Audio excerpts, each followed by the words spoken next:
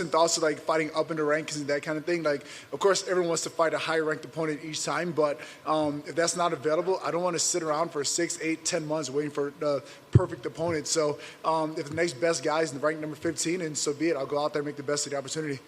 Where do you think that comes from? I mean, is that a lesson you've learned in your career? Because it does seem like what you said. There's a lot of people, they're like, well, I'm only fighting up, or I'm waiting for this fight. I mean, is this a lesson you learned, or just something within you? Yeah, I mean, just throughout the years, I mean, I can't take my fights for granted anymore. I mean, there's been a year where I had a career-threatening injury that sidelined me for 9 months, and then I had a whole USADA situation that took me out for 18 months. So for me, it's just going out there making the best of opportunities and not necessarily waiting for the perfect moment to present itself.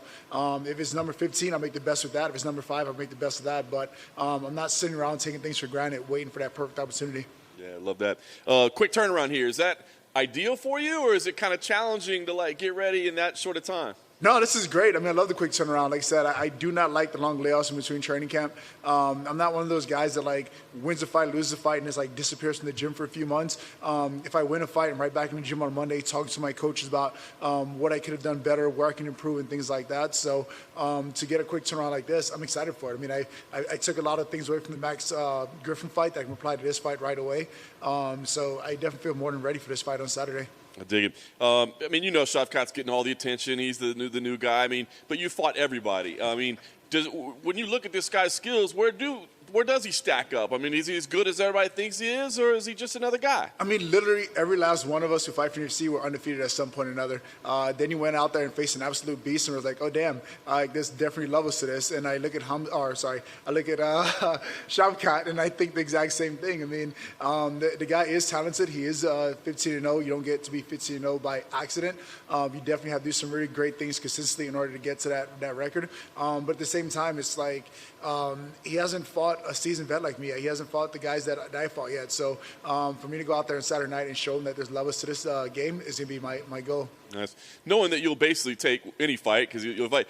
I mean, are there goals like you went here? I mean, are you looking at certain names or certain opportunities, or do you even worry about that stuff? Ideally, I would love to have a top 5 opponent after this fight. I mean, that's the way it should go. You out there have a great performance, you get a high-ranked opponent. That's how it should go. But the reality of it is, things don't always go as they should. And with that being the case, if I get stuck fighting number 6 guy, number 7 guy, whoever it may be, I'm going to go out there and keep moving forward towards my goal. Like, I do not care what it takes to become champion. I'll do whatever it takes. I love it. All that said, I guess last question. I mean, what kind of fight do you think we see? This guy has been very, very dominant, very explosive. I mean, do you think this is a fight that unfolds quickly, or is this something where maybe you're better off dragging him to deep waters? Oh, it's going to be a very dominant fight. It just won't be him dominating. Like I'm planning to go out there and dominate this fight from beginning to end. And I can't wait to go out there and make it exciting for the fans. Hey, Neil. Hey. Over to your... Oh, sorry.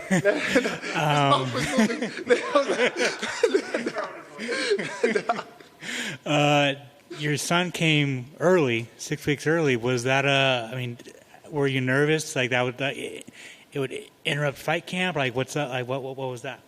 So at first it is nerve-wracking when you hear your child's gonna be born premature. You're worried about like all of the health concerns that can come with that. But immediately out of the womb, he was doing great. Like they put him on oxygen for like the first 5 minutes, and he pulled it off. And then the doctors came in and said that he didn't need it because he was breathing fine on his own. So he just had to stay in the NICU for 2 weeks to get his weight up.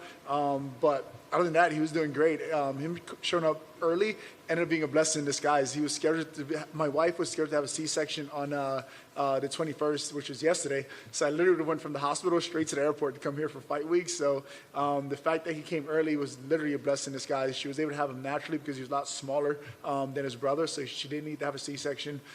She was able to recover rather quickly from giving birth, and he's doing just fine. So it all worked out for the great good. Congrats on that. Thank you.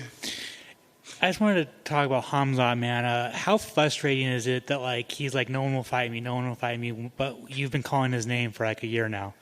At the end of the day, just have to take it for what it is. And right now, it's like as much as important it is to go out there and fight well and train hard and that kind of stuff. Marketing is equally as important. So if he needs to play the boogeyman in order to like promote his career and get to where he's trying to go, I can't necessarily fault him for that. But I know I did everything within my power to go out there and give him the fight that he was asking for. And then with Shavkat, man, so like he's this phenom. Was there any thought in your brain where like, yeah, maybe let's skip this one, or was it just like I'll fight anybody? No, not at all. I mean, I'm here to fight the best guys in the world. I mean, especially with the landscape of mixed martial arts changing, the landscape of combat sports changing, where we're not necessarily seeing the best against the best. We're seeing the most marketable against the most marketable. For me, fighting Shavkat is fighting one of the best up-and-comers out there. So I'm ready to go out there and test myself against him and show why I deserve fighting a top 5 opponent and eventually fight for a title. And finally, for me, who originally gave you your nickname? Yeah, so I decided to go with the Haitian Sensation nickname. It was something that's been thrown around for a while, but I decided to go with that nickname, particularly after doing a mission trip to Haiti. One of the things that I noticed when I would go out there is that all the missionaries that work within Haiti, they all gravitate towards the young, innocent children. It's like, oh yeah, 3-year-old orphan. Like, of course, I want to like give this child the world and support them and do whatever they can for them. But as these kids get older, as they start to age out of orphanages and they start like becoming young adults, like 16, 17, 18 years old, there's not many people who are willing to go out there and like support them, whether it's like going through trade school, college, whatever else it may be. And so for some of these kids, they kind of like, they don't have a vision for themselves. They don't have a goal for themselves. They kind of like have this cap, like, okay, great, I had someone to care for me from birth up until now, but where's my life go from here? And going with the Haitian Sensation nickname is more so to inspire those kids to kind of dream big and go for whatever you want to do. So if you want to be an engineer, doctor, athlete, whatever it may be, go for it. Just chase whatever you can do. So you can see me, another Haitian athlete out there doing the best you can. There's no doubt in my mind you go out there and do the same for yourself. So that's kind of why I chose that name. Awesome. Thank you for sharing that. No problem. And good luck. Thank you. I know. Down in. Now it's you. I feel like you have this reputation where when there's a young guy coming up the rankings and then you get booked against them, all the fans are kind of like, oh, well, now we finally get to see if this guy's legit or not. You're like the tester of that. Do you like that reputation, or do you think it kind of puts you in the spot where, oh, everyone's just seeing if people can walk over me? No, I mean, I feel like being put in that spot, I've proven myself time and time again, like, hey, I'm not that guy. If you think I'm the guy that you're going to, like, make a name off of or, like, leapfrog off of, that is absolutely not me. If you're looking for a guy that's go out there, give you a tough fight, give you a run for money, bring out the best of you, that's absolutely me. So I don't necessarily fear getting labeled as the quote-unquote gatekeeper or the guy that's, like, a stepping stone for up-and-coming guys. I know the kind of athlete I am. I know the kind of danger I pose to my opponents. So it doesn't worry me at all being labeled as a quote-unquote gatekeeper. I'm curious what you think, because obviously there are comparisons made between Shavkat and Khamzat, right? Shavkat thinks he should be sort of getting the press that Khamzat is. From the outside perspective, who do you think is the better one out of those two guys? Both guys are great athletes. There's no denying what these guys have done throughout their careers. But you see them go get, like the Khamzat fight against Gilbert Burns, a perfect example of it. Like, you went from absorbing 3 shots in 3 fights over the course of your first 3 fights in UFC to literally getting beat up for 3 rounds against this guy like Gilbert Burns. So in my opinion, these guys are great athletes, but when you face other great athletes or experienced veterans like myself or Gilbert Burns, it's a whole nother playing field. Do you think that's where there's some disconnect between the fans and media and actual fighters, where we all love to get on these hype trains and most of the fighters are like, oh, no, it doesn't count until you beat someone that counts? That's how it should be. I mean, like, but the thing that makes it difficult is, like, it's not the olden days of UFC where we had, like, a tournament format or anything like that. So a lot of things, it comes down as marketing. So if you're basing it off of someone's following or a 30-second clip of what this person can do, like, of course, the general audience is like, oh, my God, this guy's great. Look what he just did in 30 seconds. But the reality of it is there's so much more to a fight game than highlights or whatever. So, yeah, I'm here for longevity. Thanks, man. So I just want to follow up real quick. I've never heard you talk about marketing as much as I have heard you today. Is that like kind of a new revelation? Like, damn, I thought I could just fight everybody and that'd get me up. Now I realize, no, I got to market myself a little. Yeah, I mean, that's just one of the things that I have to accept as the sport changes. Like, I can't be the guy complaining like, oh, boo-hoo, poor me, I didn't get a title shot. I have to realize that the game has evolved and the game has changed. Like, not only do I have to go out there and win fights, I have to do it impressively and have to be marketable as well. So understanding where the game is going, I do need to put a little more focus in that, in addition to spending all the time in the gym as well. So you said that your newborn was able to get off oxygen even while in the NICU. So you're saying he's inherited the cardio from you already, right? Immediately. He's been blessed with great lungs and some strong resilience. Like, the fact that he pulled that oxygen off so quick, I'm like, yeah, that's my boy. Let's go. That's all. Well, I mean, I think a lot of fighters, you go in and you're getting in fights. You have a lot of people have the pressure of the fight weeks and there's all that other stuff. But when you face something like that, does that kind of put it all in perspective when you deal with a fight week and the pressures, knowing that there's real life stuff, with family that kind of 100%. I mean, like the things I've survived throughout my life, the things I've endured throughout my life, fight week is the easiest thing I get to do. I get to lock myself in a cage for 15, 25 minutes in a sanctioned fight. That is by far one of the easiest things I ever had to do in my life. I'm not in war. I'm not at the hospital in NICU hoping that my son makes it through. I'm not losing the most important people in my life. I'm not doing any of that stuff. So the fact that I get to go out there and do what I love for 15, 25 minutes, like that is literally the most stress-relieving thing I can do in the world. It's awesome. Well, I'm glad he's healthy and mom's healthy as well. I'll give you a chance to market. What are those kicks that you're wearing there? Am I allowed to say that Jordan 1s or when I get fined by? I don't care. I think they're pretty badass. Good question. I'm gonna get fined for marketing these kicks. Yeah. Last time I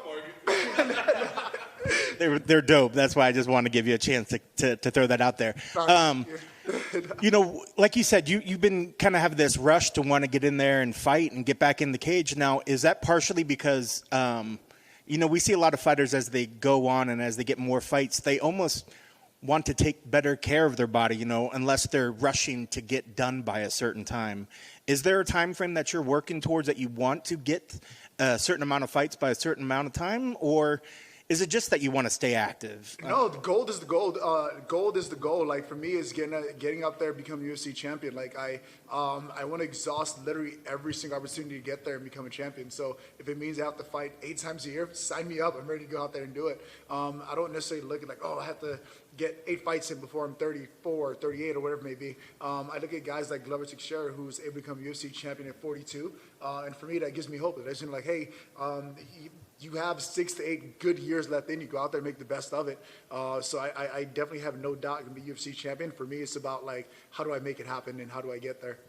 Is that kind of what the whole like, you know, John brought up about the marketing and spinning and kind of really doing that sort of thing? Is that kind of what an added twist that you've added to your game as well? It's one thing to go into the gym, but you feel that now you have to, you know, really focus on the business side and the promotion side as well? Yeah, I mean, like I said, it's definitely a part of the game that has evolved over the last couple of years. And if I'm being honest with myself, it's something I never paid attention to. I was just like, yeah, just keep beating people up and things will work out. And it just hasn't worked out the way I thought it had. So it's definitely a piece I have to focus on more as I move forward in my career now. And I know, last one for me, I know a lot of fighters like to visualize and sort of see their future, you know, and work towards that future. So when you have visualized and everything lines itself out, when can you see yourself being the champ? When have you set that goal for yourself? Realistically, for me, like I'm getting a top 5 opponent before the year is over with, and I'm fighting for a title early next year. That's how I see it playing on my mind. Unless something crazy happens, someone falls out the week of, and like, hey, we need someone to replace someone for a title fight, a day's notice, who can we call? And I'm right there like, all right, sign me up for a good time. I'm ready to go. Unless something crazy like that happens, I see myself trying for a title early next year, late this year. That's awesome. Best of luck. Awesome. Thank you so much. What, you guys all done? Yep. Cool. Thank you, guys.